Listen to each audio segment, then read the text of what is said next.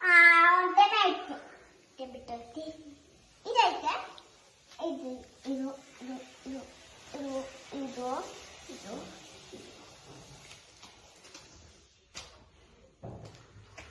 Tomato ಪುಡಿ ಒಂದು ಕೆಜಿನ ಸರಿ.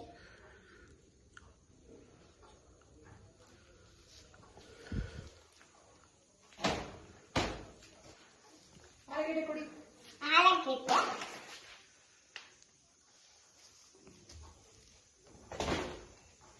ಆಲೂಗಡ್ಡೆ ಪಾಲಕ್ ಸೊಪ್ಪು ಕೊಡಿ 20 rupees ಗೆ.